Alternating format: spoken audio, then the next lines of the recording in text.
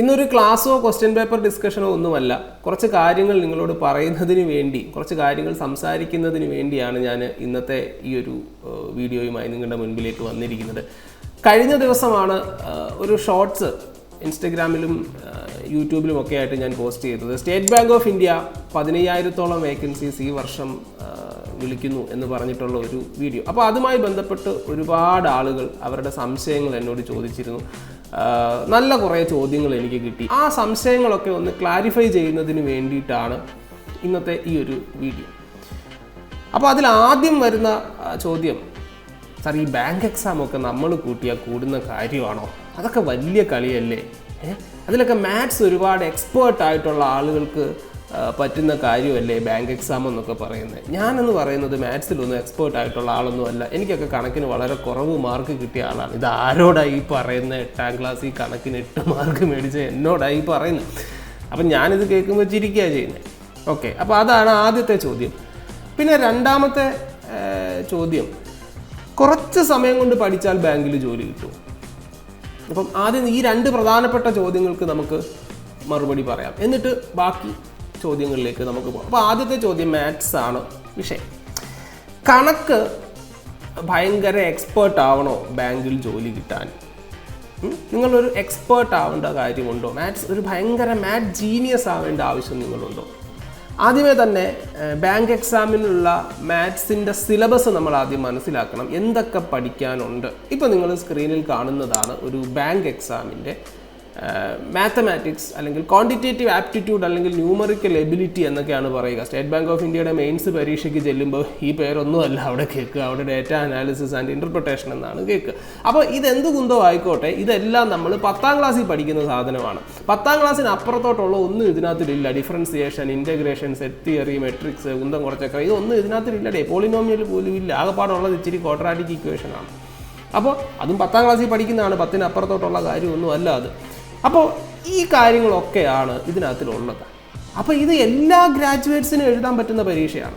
BA മലയാളംകാരനോ BA ഇംഗ്ലീഷുകാരനോ എല്ലാ ഗ്രാജുവേറ്റ്സിനും എഴുതാൻ പറ്റുന്നതാണ്. അപ്പോൾ എല്ലാവരും പഠിക്കുന്ന അത്രയും കണക്ക് നിങ്ങൾ പഠിച്ചാൽ മതി. പിന്നെ ആ ചോദ്യങ്ങളെന്ന് പറയുമ്പോൾ വെറുതെ നിങ്ങളോടങ്ങ് ഡയറക്റ്റായിട്ടുള്ള ചോദ്യങ്ങളാകണമെന്നില്ല. നിങ്ങളുടെ മാത്തമാറ്റിക്കൽ സ്കില്ലും അതോടൊപ്പം തന്നെ നിങ്ങളുടെ അനലിറ്റിക്കൽ ആൻഡ് ലോജിക്കൽ സ്കില്ലും കൂടെ അളക്കുന്ന തരത്തിലുള്ള ചോദ്യങ്ങളായിരിക്കും അവിടെ വരിക. അത് കുറേ ചോദ്യങ്ങൾ പ്രാക്ടീസ് ചെയ്യുന്നതിലൂടെയും കുറേ ബേസിക് ആയിട്ടുള്ള കാര്യങ്ങൾ മനസ്സിലാക്കിയിരിക്കുന്നതിലൂടെയും ഈസി ആയിട്ട് നിങ്ങൾക്ക് കവർ ചെയ്യാവുന്നതേ ഉള്ളൂ ഈ ക്വാണ്ടിറ്റേറ്റീവ് ആപ്റ്റിറ്റ്യൂഡ് സെഷൻ എന്ന് പറയുന്നത്. അതിന് നിങ്ങളൊരു മാത്സ് ജീനിയസ് ആവേണ്ട ആവശ്യമൊന്നുമില്ല. You don't need to be an expert in mathematics. ഈ എക്സ്പേർട്സിനെ ആർക്കും വേണ്ട എന്നുള്ളതാണ് ഏറ്റവും വലിയ കാര്യം. നിങ്ങളൊരു മാത്സിൽ എക്സ്പേർട്ട് ആണെങ്കിൽ നിങ്ങൾക്ക് പഠിപ്പിക്കാൻ കൊള്ളാം. നിങ്ങൾ എവിടെയെങ്കിലും പോയി പഠിപ്പിക്കുന്നതിന് നിങ്ങൾക്കൊരു ജോലി കിട്ടുന്നതിന് നിങ്ങളൊരു മാത്സ് ജീനിയസ് ആവേണ്ട ആവശ്യമൊന്നുമില്ല. അപ്പം നിങ്ങൾ എല്ലാവർക്കും അറിയാവുന്നത് പോലെയുള്ള മാത്സ്. പിന്നെ അതിൽ പ്രാക്ടീസ് എന്ന് പറയും. ബാങ്ക് എക്സാം എന്ന് പറയുമ്പോൾ ഇപ്പോൾ പ്രിലിംസ് പരീക്ഷയെ പറ്റി നോക്കുവാണെങ്കിൽ 35 ചോദ്യങ്ങൾ ചെയ്യാൻ നിങ്ങൾക്ക് 20 മിനിറ്റേ കിട്ടുന്നുള്ളൂ. അതായത് സെക്കൻഡുകൾക്കകം നിങ്ങൾ ഉത്തരത്തിലേക്ക് പോകണം. അപ്പോൾ വളരെയധികം വേഗത നിങ്ങൾക്ക് ഇവിടെ ആവശ്യമാണ്, വളരെയധികം സ്പീഡ് നിങ്ങൾക്ക് ഇവിടെ ആവശ്യമാണ്. സോ എത്ര വേഗത്തിൽ ചെയ്യാൻ പറ്റുന്നു എന്നുള്ളതാണ്. അതിന് ചിലപ്പോൾ നമ്മൾ നമ്മുടെ ട്രഡീഷണൽ മെത്തേഡ് ഫോളോ ചെയ്യുകയായിരിക്കില്ല വേണ്ടത്. വളരെ പെട്ടെന്ന് കാൽക്കുലേറ്റ് ചെയ്ത് ആൻസറിലേക്ക് പോകാൻ നമുക്ക് കഴിയണം. അപ്പോൾ അതിന് ധാരാളം പ്രാക്ടീസ് ചെയ്യേണ്ടതായിട്ട് വരും. അപ്പോൾ ധാരാളം പ്രാക്ടീസ് ചെയ്യാനും കുറേ അധികം സമയം ഇതിന് കൊടുക്കാനുള്ള ഒരു മനസ്സ് നിങ്ങൾക്കുണ്ടാവണം അല്ലേ? മടുക്കാതെ ഇരുന്ന് ചെയ്ത് പഠിക്കാനുള്ള ഒരു മനസ്സ് നിങ്ങൾക്കുണ്ടെങ്കിൽ ക്വാണ്ടിറ്റേറ്റീവ് ആപ്റ്റിറ്റ്യൂഡ് നിങ്ങൾക്ക് ഏറ്റവും എളുപ്പത്തിൽ കൈകാര്യം ചെയ്യാൻ പറ്റുന്ന ഒരു വിഷയമായിട്ട് മാറും. ഇനി രണ്ടാമത്തെ ചോദ്യത്തിലേക്ക് നമുക്ക് വരാം. രണ്ടാമത്തെ ചോദ്യം എന്താണ്? കുറച്ച് സമയം കൊണ്ട് നമുക്ക് ഈ എക്സാം ക്രാക്ക് ചെയ്യാൻ പറ്റുമോ? അപ്പോൾ അതിനോട് ചേർത്ത് വായിക്കേണ്ട ഒരു കാര്യമുണ്ട്. നമ്മൾ മലയാളികൾ, പ്രത്യേകിച്ച് നമ്മളുടെ ഗ്രാജുവേറ്റ്സ് ആയിട്ടുള്ള കുട്ടികളിൽ മാത്രം കണ്ടുവരുന്ന ഒരു പ്രത്യേകതയാണ്, നോട്ടിഫിക്കേഷൻ ഇങ്ങോട്ട് വന്നു കഴിയുമ്പോൾ, ഇപ്പോൾ ഈ ഒരു ന്യൂസ് അങ്ങോട്ട് വന്നു കഴിഞ്ഞപ്പോൾ തന്നെ, അല്ലെങ്കിൽ നോട്ടിഫിക്കേഷൻ ഇങ്ങോട്ട് വന്നു കഴിയുമ്പോൾ ഭയങ്കര ആക്രാന്തമാണ് നമുക്ക് പഠിക്കണം. അതിന് മുമ്പില്ല. ഞങ്ങളെ കൊന്നാലും ഞങ്ങൾ പഠിക്കില്ല സാർ. എടാ, അടുത്ത 6 മാസം കഴിയുമ്പോൾ പരീക്ഷ വരും മക്കളെ, നീ പഠിക്കണം. ഞാനിപ്പോൾ ഒരു കോഴ്സ് എടുത്തിട്ടുണ്ട്, നീ അതിൽ ചേർന്ന് പഠിക്കണം, അല്ലെങ്കിൽ നീ അതിനെവിടെയെങ്കിലും കോച്ചിങ്ങിന് പോകണം, അല്ലെങ്കിൽ അതിന് വേണ്ടി എന്തെങ്കിലും ചെയ്യണമെന്ന് പറഞ്ഞാൽ നോ, ചെയ്യില്ല, അത് ഞങ്ങൾക്ക് പറ്റൂല. സൗബിൻ പറഞ്ഞ സിമ്പിൾ സ്റ്റെപ്പ് ഞങ്ങൾക്ക് പറ്റൂല. ഞങ്ങൾ പരീക്ഷയുടെ കൊച്ചിലെ പോലുള്ള ശീലമാണ്. പരീക്ഷയുടെ തലേ ദിവസമേ പഠിക്കത്തുള്ളൂ, നോട്ടിഫിക്കേഷൻ വന്നു കഴിഞ്ഞേ പഠിക്കത്തുള്ളൂ. അപ്പോൾ അതല്ല, നമുക്ക് നോട്ടിഫിക്കേഷൻ വന്നോട്ടെ പൊക്കോട്ടെ, നമ്മൾ ഈ ജോലി വേണമെന്ന് തീരുമാനിക്കുന്ന ഒരു ദിവസം ഉണ്ടല്ലോ. എൻ്റെ കരിയർ എന്ന് പറയുന്നത് ഞാൻ ബാങ്കിലാണ്, അല്ലെ എൻ്റെ ജോലി എനിക്കിനിയും വേണ്ടത് ബാങ്ക് എക്സാമാണ്, സോ എൻ്റെ മുൻപിലെ എനിക്കിനിയും മറ്റൊന്നും എൻ്റെ ജീവിതത്തിലില്ല, എൻ്റെ ലൈഫിൽ ഏറ്റവും പ്രധാനപ്പെട്ട കാര്യം ഇതാണ് എന്ന് തീരുമാനിച്ച് നിങ്ങൾ ഇറങ്ങുന്ന ഒരു ദിവസം ഉണ്ടല്ലോ, അന്ന് മുതൽ നിങ്ങളുടെ 100% ഇതിൽ കൊടുത്ത് വർക്ക് ചെയ്യാനുള്ളൊരു മൈൻഡ് സെറ്റ് നിങ്ങൾ കാണിച്ചാൽ നിങ്ങൾ ഏറ്റവും ആദ്യം എഴുതുന്ന പരീക്ഷ നിങ്ങൾക്ക് കിട്ടും എന്നുള്ളതാണ്. അപ്പോൾ പക്ഷേ അതിൽ 1% പോലും നിങ്ങൾ വെള്ളം ചേർക്കാൻ പാടില്ല. ഇന്ന് പറ്റിയില്ല, ഇന്ന് ചെയ്തില്ല, നാളെ ചെയ്യാം, പ്രോകാസ്റ്റിനേഷൻ, നാളെ ചെയ്യാം, ഇന്ന് എന്നെ കൊണ്ട് പറ്റുന്നില്ല, നാളെ ചെയ്യാം എന്നുള്ളൊരു മൈൻഡ് സെറ്റ് പാടില്ല. 100% എൻ്റെ ജീവിതത്തിൽ ഇതല്ലാതെ ഏറ്റവും കൂടുതൽ ഞാൻ ഇമ്പോർട്ടൻസ് കൊടുക്കുന്ന കാര്യം ഇത് തന്നെയാണ്, ഇതല്ലാതെ വേറൊന്നും എനിക്കില്ല എന്ന രീതിയിൽ ചിന്തിക്കാൻ നിങ്ങൾക്ക് പറ്റുമോ? അങ്ങനെയാണെങ്കിൽ തീർച്ചയായിട്ടും നിങ്ങൾക്ക് ഈ ജോലിയിലേക്ക് പോകാനായിട്ട് പറ്റും. അപ്പോൾ നിങ്ങളുടെ 100% കൊടുക്കാൻ നിങ്ങൾ തയ്യാറാണോ? അങ്ങനെയാണെങ്കിൽ തീർച്ചയായിട്ടും ഈ കുറഞ്ഞ സമയം കൊണ്ട് നിങ്ങൾക്ക് ആ ജോലിയിലേക്ക് എനിക്ക് 2 മാസം കൊണ്ട് പഠിച്ച് ബാങ്കിൽ ജോലി കിട്ടിയ ആളുകളെ എനിക്കറിയാം, 3 മാസം കൊണ്ട് പഠിച്ച് ബാങ്കിൽ ജോലി കിട്ടിയവരെ എനിക്കറിയാം, 6 മാസം കൊണ്ട് പഠിച്ച് ബാങ്കിൽ ജോലി മേടിച്ചവരെ എനിക്കറിയാം, 2 വർഷം കൊണ്ട് പഠിച്ച് ബാങ്കിൽ ജോലി മേടിച്ചവരെയും എനിക്കറിയാം, 4 വർഷം കൊണ്ട് പഠിച്ച് ബാങ്കിൽ ജോലി മേടിച്ചവരെയും എനിക്കറിയാം. അപ്പോൾ ഈ 4 വർഷം കൊണ്ട് പഠിച്ച് ബാങ്കിൽ ജോലി കിട്ടിയവൻ അവസാനത്തെ ഒരു 6 മാസമാണ് അവൻ സീരിയസ്ലി വർക്ക് ചെയ്തത്. അതിനു മുൻപ് വരെ അവൻ അത് അത്ര വലിയൊരു നെസസിറ്റി അല്ലായിരുന്നു എന്ന് വേണം മനസ്സിലാക്കാൻ. സോ നിങ്ങൾക്ക് ഇത് നെസസിറ്റി ആവണം, അല്ലെങ്കിൽ നിങ്ങളുടെ ലൈഫിലെ ഏറ്റവും പ്രധാനപ്പെട്ട കാര്യം ഇതാണെന്ന് എപ്പോൾ നിങ്ങൾ തിരിച്ചറിയുന്നോ അപ്പോൾ നിങ്ങൾക്ക് ജോലി കിട്ടും. സോ നിങ്ങൾ എത്രത്തോളം ഇതിന് സിൻസിയറാണ്. ഇപ്പം നമ്മൾ ആദ്യമായിട്ട് എന്തൊരു കാര്യം ചെയ്യുമ്പോഴും നമുക്കത് വലിയൊരു മടുപ്പ് തോന്നും, അല്ലെങ്കിൽ നമുക്കത് വേണ്ട ഇട്ടിട്ട് പോകാമെന്ന് തോന്നും. പക്ഷേ ഇത് നിങ്ങളുടെ ലൈഫിൽ ഏറ്റവും പ്രധാനപ്പെട്ട ഒരു കാര്യമാണെന്ന് മനസ്സിലാക്കി നിങ്ങൾ അതിനു വേണ്ടി ഒരു എഫേർട്ട് എടുക്കാൻ തയ്യാറാണെങ്കിൽ നിങ്ങൾക്ക് 3 മാസം തന്നെ ധാരാളമാണ്, അല്ലെങ്കിൽ 6 മാസം തന്നെ ധാരാളമാണ്. പക്ഷേ ഈ 6 മാസം അത്ര ഇൻറ്റൻസീവായിട്ട് നിങ്ങൾ വർക്ക് ചെയ്താൽ നിങ്ങൾക്ക് ജോലി കിട്ടും. അല്ലാതെ ഏത് കോച്ചിങ് സെൻറ്ററിൽ പോയത് കൊണ്ടോ, ഏത് ആപ്പ് ഡൗൺലോഡ് ചെയ്തത് കൊണ്ടോ, ഏത് പ്രഗത്ഭനായ അധ്യാപകൻ നിങ്ങളെ പഠിപ്പിച്ചത് കൊണ്ടോ നിങ്ങൾക്ക് ജോലി കിട്ടണമെന്നില്ല. നിങ്ങൾ 100% വർക്ക് ചെയ്യുകയാണെങ്കിൽ, നിങ്ങൾ 100% നിങ്ങളുടെ 100% കൊടുക്കാൻ തയ്യാറാണെങ്കിൽ നിങ്ങൾക്ക് ഈസി ആയിട്ട് നിങ്ങൾ ഉദ്ദേശിക്കുന്ന അത് ഏത് പരീക്ഷയും എന്താണോ നിങ്ങളുടെ എയിം, എന്ത് എയിമിലും എന്ത് കാര്യത്തിലും അങ്ങനെയാണ്. നമ്മുടെ 100% കൊടുത്താൽ തീർച്ചയായിട്ടും നമുക്കതിൻ്റെ റിസൾട്ട് കിട്ടും. ഈ ഒരു പരിപാടിയേ എനിക്കിഷ്ടമുള്ളതല്ല. അതായത് പിള്ളേരെ ഉപദേശിക്കുക, മോട്ടിവേറ്റ് ചെയ്യുക എന്നുള്ളത്.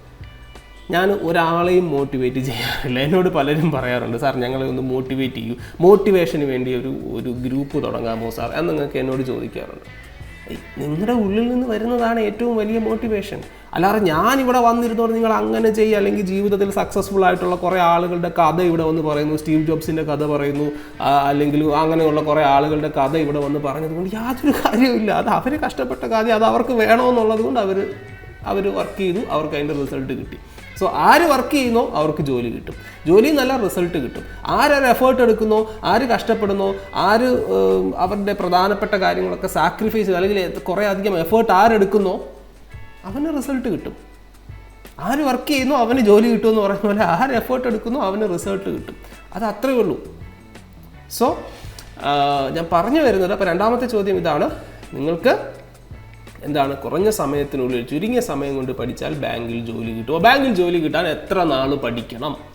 എത്രത്തോളം നിൻ്റെ ആഗ്രഹം തീവ്രമാണോ അത്രയുമാണ് അതിൻ്റെ ഇൻറ്റൻസിറ്റി എന്ന് പറയുന്നത്. അല്ലാതെ വെറുതെ ബാങ്ക് കോച്ചിങ്ങിന് പോകുന്നു, അല്ലെങ്കിൽ ഞാൻ ആ കോഴ്സിൽ ചേർന്നിട്ടുണ്ട്, അല്ലെങ്കിൽ ഞാൻ അവിടെ പോയി പഠിക്കുന്നുണ്ട് എന്ന് പറഞ്ഞത് കൊണ്ട് യാതൊരു കാര്യവുമില്ല. നിങ്ങൾ എത്രത്തോളം ഇൻറ്റൻസീവാണ്, എത്രത്തോളം നിങ്ങൾ സിൻസിയറാണ്, അത്രയും വേഗത്തിൽ നിങ്ങൾക്ക് ആ പ്ലേസ്മെൻറ്റിലേക്ക് എത്താനായിട്ട് പറ്റും.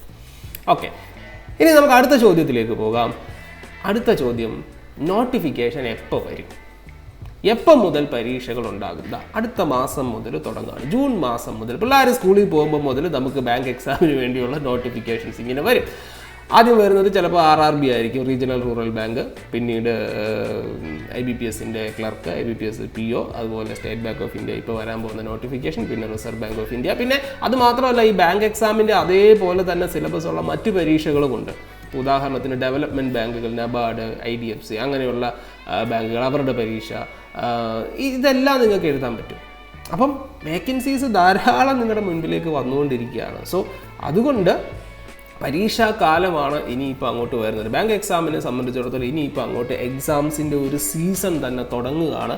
സോ അപ്പോഴും പറയും, സാർ നോട്ടിഫിക്കേഷൻ വരട്ടെ, സാർ നോട്ടിഫിക്കേഷൻ വന്നാലേ ഒരു ചൂടുള്ളൂ, ഇപ്പോൾ ഇരുന്ന് ഇങ്ങനെ പഠിക്കാനൊന്നും പറ്റില്ല, നോട്ടിഫിക്കേഷൻ ഇങ്ങോട്ട് വരട്ടെ, വന്നു കഴിഞ്ഞാൽ ഞങ്ങൾ കണ്ടോണം. ആ ഒരു മൈൻഡ് സെറ്റ് ആദ്യമേ മാറ്റുക. സോ നിങ്ങൾ ഇന്നാണ് എനിക്ക് ബാങ്കിൽ ഒരു ജോലി വേണമെന്ന് തീരുമാനിക്കുന്നത്, അല്ലെങ്കിൽ ആ ഒരു കരിയർ തീരുമാനിക്കുന്നതെങ്കിൽ ഇന്ന് തന്നെ പഠിച്ചു തുടങ്ങുക. അല്ലാതെ അതിനു വേണ്ടി ഇനി കാണിപ്പയ്യൂരിൻ്റെ അടുത്ത് പോയി മുഹൂർത്തം കുറിക്കാനൊന്നും നിൽക്കണ്ട. ഇപ്പോഴാണ് നിങ്ങൾക്ക് തോന്നുന്നതെങ്കിൽ, ഞാൻ വിശ്വസിക്കുന്ന ഒരു കാര്യം, ഏത് കാര്യവും ചെയ്യാൻ പറ്റിയ നല്ല സമയം ഏതാണ്? അത് വേറൊരാൾ നിങ്ങൾക്ക് എഴുതി തരുന്ന സമയമല്ല, നിങ്ങളുടെ മനസ്സിൽ അത് ചെയ്യാൻ തോന്നുന്നത് ആണ് ഏറ്റവും നല്ല സമയം. ആ സമയത്ത് തന്നെ തുടങ്ങുക. ഏത് കാര്യവും ചെയ്യാൻ തുടങ്ങാൻ പറ്റുന്ന സമയം ഏതാണെന്ന് ചോദിച്ചാൽ ഇപ്പോഴാണ്. എപ്പോഴാണോ നിനക്ക് തോന്നുന്നത് അപ്പോഴാണ്. അല്ലാതെ അത് നാളെ ആവട്ടെ എന്ന് ഒരിക്കലും വിചാരിക്കാതിരിക്കുക. പിന്നെ കൂടുതൽ പേർക്കും അറിയേണ്ടത് സ്റ്റേറ്റ് ബാങ്ക് ഓഫ് ഇന്ത്യയുടെ ഇപ്പോൾ വരാൻ പോകുന്ന നോട്ടിഫിക്കേഷനെ കുറിച്ചാണ്. 15,000-ഓളം വേക്കൻസീസ് ആണ് വരാനായിട്ട് പോകുന്നത്. അതിൽ ഏകദേശം 11,000 മുതൽ 12,000 വരെ പ്രൊബേഷണറി ഓഫീസേഴ്സിൻ്റെ വേക്കൻസിയാണ്. ബാക്കി 3,000-ഓളം വേക്കൻസി ക്ലറിക്കൽ പോസ്റ്റിലും ഉള്ളതാണ്.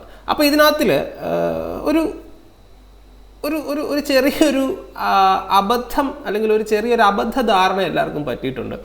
SBI ചെയർമാൻ്റെ ഒരു സ്റ്റേറ്റ്മെൻ്റ് ഉണ്ടായിരുന്നു, 85% വേക്കൻസീസും എൻജിനീയറിംഗ് ഗ്രാജുവേറ്റ്സിനാണ്. അപ്പോൾ ഇത് കേട്ടതോടുകൂടി ഭയങ്കര ഒരു പ്രശ്നം. അതെന്താണ് അങ്ങനെ? എൻജിനീയറിംഗ് ഗ്രാജുവേറ്റ്സിന് ടെക്നിക്കൽ പോസ്റ്റിലേക്കാണോ ഇനി എല്ലാവരെയും കൂടെ വിളിക്കാൻ പോകുന്നത്? അല്ല, അത് ശരിക്കും പറഞ്ഞാൽ ഒരു മിസ്റ്റേക്ക് പറ്റിയതാണ്.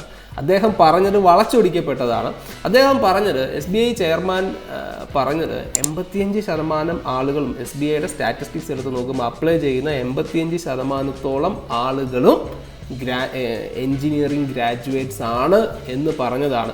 അപ്പോൾ അത് ബിസിനസ് സ്റ്റാൻഡേർഡ് അത് റിപ്പോർട്ട് ചെയ്തപ്പോൾ അവർ ഈ ഹൈലൈറ്റ്സ് ഇടുമല്ലോ, അതായത് ഇപ്പോൾ ഒരു വലിയൊരു ന്യൂസ് റിപ്പോർട്ടിൽ അതിൻ്റെ ഹൈലൈറ്റ്സ് ഇങ്ങനെ 2-3 പോയിൻ്റായിട്ട് ഇങ്ങനെ ഇടുമല്ലോ. അപ്പോൾ അതിൽ ഏറ്റവും ലാസ്റ്റ് പോയിന്റിൽ ഇങ്ങനെ എഴുതിയിരുന്നു 85% ഓഫ് ഗ്രാജുവേറ്റ്സ് ആരാണ്, അത് ഈ 85% ആളുകൾ ആരാണ് എൻജിനീയറിംഗ് ഗ്രാജുവേറ്റ്സ് ആണ് എന്ന് ഹൈലൈറ്റ്സിൽ ഇങ്ങനെ ഇട്ടതാണ്. അപ്പോൾ ഇത് ഇദ്ദേഹത്തിൻ്റെ വാക്കുകളെ കോട്ട് ചെയ്ത് പറഞ്ഞാണ്. സോ ഇത് ആളുകൾക്കിടയിൽ ഒരു കൺഫ്യൂഷൻ ഉണ്ടാകും. അപ്പോൾ അങ്ങനെ ആ ഒരു ന്യൂസ് സ്പ്രെഡ് ചെയ്ത് പോയിട്ട് അത് അവസാനം അത് എങ്ങനായി, 85% എന്താണ് എൻജിനീയറിംഗ് ഗ്രാജുവേറ്റ്സിനാണ് എന്നൊരു വാർത്ത. ഒരിക്കലുമില്ല. SBI അവർ തന്നെ സ്റ്റേറ്റ്മെൻറ്റിൽ പറഞ്ഞിട്ടുണ്ട്, സ്റ്റേറ്റ് ബാങ്ക് ഓഫ് ഇന്ത്യക്ക് അങ്ങനെ യാതൊരുവിധ ബയാസും ഇല്ല, അങ്ങനെ യാതൊരു വിധ സ്നേഹവും പ്രത്യേക ഒരു വിഭാഗക്കാരോടും ഇല്ല എന്ന് വളരെ വ്യക്തമായിട്ട് അതിൽ പറഞ്ഞിട്ടുണ്ട്. സോ അതുകൊണ്ട് നിങ്ങൾക്ക് ഏതെങ്കിലും ഒരു വിഷയത്തിൽ ഡിഗ്രി ഉണ്ടെങ്കിൽ നിങ്ങൾക്ക് സ്റ്റേറ്റ് ബാങ്ക് ഓഫ് ഇന്ത്യയിൽ പ്രൊബേഷണറി ഓഫീസർ ആകാം. അതിന് എൻജിനീയറിംഗ് ഗ്രാജുവേറ്റ് ആകണമെന്ന് യാതൊരു നിർബന്ധവും ഇല്ല കേട്ടോ. ഇപ്പോൾ കൂടുതൽ വേക്കൻസീസും SBI PO പ്രൊബേഷണറി ഓഫീസേഴ്സിൻ്റേതാണെന്നാണ് നമ്മൾ മനസ്സിലാക്കുന്നത്. സോ നിങ്ങൾക്ക് ഏറ്റവും വലിയൊരു മോട്ടിവേഷനാണ് ഈ ഒരു വാർത്ത, ഈ ഒരു ന്യൂസ്. കാരണം ഇത്രയധികം ബാങ്കിങ് സെക്ടറിൽ സാധാരണ ഇത്രയധികം വേക്കൻസീസ് ഒന്നിച്ച് വരാറില്ല, വല്ലപ്പോഴും വരും. ഒരു വലിയൊരു ഹൈപ്പ് ചിലപ്പോൾ ഉണ്ടാവും. പിന്നെ അതുപോലെ അടുത്ത വർഷമൊക്കെ 2000, കഴിഞ്ഞ വർഷമൊക്കെ 2000 ഒക്കെ ആയിരുന്നു വേക്കൻസി. അതാണ് ഇപ്പോൾ ഇത്രയും അധികം എണ്ണത്തിലേക്ക് വരുന്നത്. അപ്പോൾ ഈ 2000-ൽ നിന്ന് ഇത്രയും വലിയൊരു കുതിച്ചുചാട്ടം ഉണ്ടാകുമ്പോൾ വളരെ വലിയൊരു പോസിറ്റീവായിട്ടാണ് നിങ്ങൾ അതിനെ കാണേണ്ടത്. ഒരു വലിയൊരു അവസരമാണ്. എൻ്റെ അഭിപ്രായത്തിൽ എല്ലാ ഗ്രാജുവേറ്റ്സിനും ശ്രമിച്ചു നോക്കാവുന്നതാണ്. നിങ്ങൾ ഒരല്പസമയം നിങ്ങൾ ഒന്ന് ഓർഗനൈസ്ഡ് ആയിട്ട്, ഒന്ന് ഫോക്കസ്ഡ് ആയിട്ട്, കോൺസെൻട്രേറ്റഡ് ആയിട്ട് ഇരുന്ന് പഠിച്ചാൽ തീർച്ചയായിട്ടും നിങ്ങൾക്ക് ഒരു ബാങ്ക് എക്സാം ഈസി ആയിട്ട് ക്രാക്ക് ചെയ്യാൻ പറ്റും. ഒരുപാട് കാര്യങ്ങളൊന്നും ഇതിനകത്തിൽ പഠിക്കാനില്ല. സിലബസ് വെച്ച് നോക്കുമ്പോൾ ഇന്ത്യയിൽ ഏറ്റവും ലൈറ്റായിട്ട് സിലബസ് ഉള്ള എക്സാമാണ് ബാങ്ക് എക്സാം. ഇതിനകത്തിൽ നിങ്ങൾ GK എന്ന് പറഞ്ഞ സാധനം കംപ്ലീറ്റ്ലി നിങ്ങൾക്ക് ഒഴിവാക്കാം. ഇവിടെ ജനറൽ നോളജ് ഇല്ല, physics, chemistry, biology, history, geography, Indian constitution, ഇതൊന്നും നിങ്ങൾ പഠിക്കേണ്ട. നിങ്ങൾ ആകെ പഠിക്കേണ്ടത് maths, reasoning, English, general awareness എന്ന് പറഞ്ഞാൽ എന്താണ്? Banking awareness plus current affairs. അത് മാത്രം ഫോക്കസ് ചെയ്ത് നിങ്ങൾ പഠിച്ചാൽ മതി. ഇനി ഈ ബാങ്ക് എക്സാം എന്താണ്, എങ്ങനെയാണ് അതിൻ്റെ കാര്യങ്ങൾ, പ്രിലിംസ്, മെയിൻസ് കാര്യങ്ങൾ എങ്ങനെയൊക്കെയാണ്, പരീക്ഷ, അതിൻ്റെ പാറ്റേൺ കാര്യങ്ങൾ, ഇതിനെക്കുറിച്ചൊക്കെ വളരെ വിശദമായിട്ടുള്ള ഒരു ക്ലാസ് നമ്മുടെ ചാനലിൽ കിടപ്പുണ്ട്. അതിൻ്റെ ലിങ്ക് ഞാൻ ഡിസ്ക്രിപ്ഷനിൽ കൊടുത്തേക്കാം. അപ്പോൾ അത് കണ്ടു നോക്കുമ്പോൾ നിങ്ങൾക്ക് ഈ ബാങ്ക് എക്സാം എന്താണ്, എങ്ങനെയാണ്, എന്താണ് അതിനുവേണ്ടി പഠിക്കേണ്ടത് തുടങ്ങിയ കാര്യങ്ങളെല്ലാം വളരെ വിശദമായിട്ട് ഞാൻ അതിൽ എക്സ്പ്ലെയിൻ ചെയ്തിട്ടുണ്ട്. ഇനി എനിക്ക് മറ്റൊരു കാര്യം കൂടെ പറയാനുണ്ട്. അതുകൂടെ പറഞ്ഞിട്ട് ഞാൻ ഈ ഒരു വീഡിയോ വൈൻഡ് അപ്പ് ചെയ്യണം. എനിക്ക് ഇങ്ങനെ എന്താ പറയുക, നമുക്ക് പഠിപ്പിക്കുന്നതാണ് ഇഷ്ടം. ഇങ്ങനെ വന്നിരുന്നിട്ട് നമുക്ക് ഈ മോട്ടിവേഷൻ അല്ലെ അങ്ങനെയൊക്കെയുള്ള ഈ പരിപാടിയൊന്നും നമ്മൾ വിചാരിച്ചാലും നമ്മളെ കൊണ്ട് ചെയ്യാൻ പറ്റുന്നില്ല. ഞാനിപ്പോൾ എന്തൊക്കെ പറഞ്ഞു പോയിട്ടുണ്ടെന്ന് എനിക്കറിയത്തില്ലടേ. കാരണം ഞാൻ യാതൊരു സ്ക്രിപ്റ്റഡ് ആയിട്ടോ ഒന്നും അല്ല അതാണ് ഇരുന്ന് നിങ്ങളോട് ഈ പറയുന്നത്.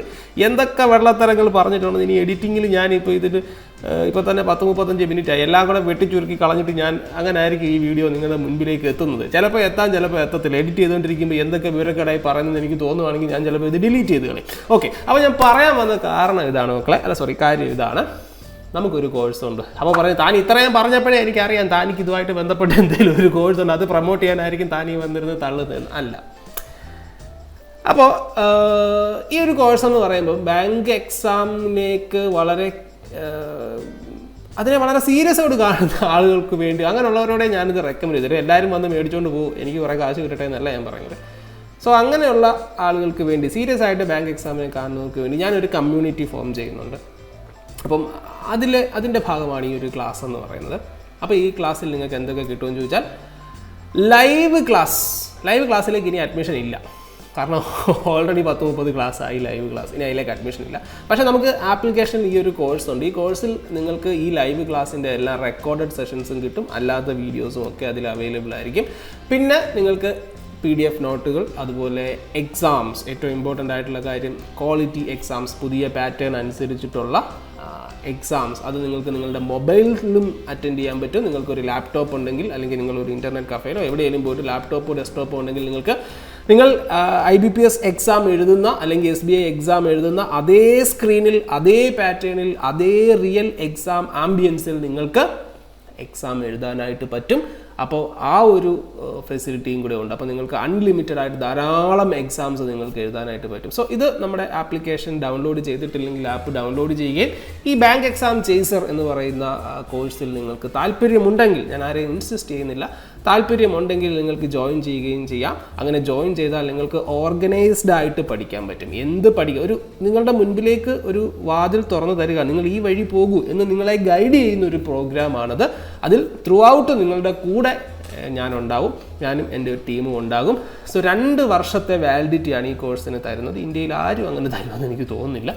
2 വർഷത്തെ വാലിഡിറ്റിയാണ് നിങ്ങൾക്ക് ഈ ഒരു കോഴ്സിൽ ഞങ്ങൾ നിങ്ങൾക്ക് തരുന്നത്.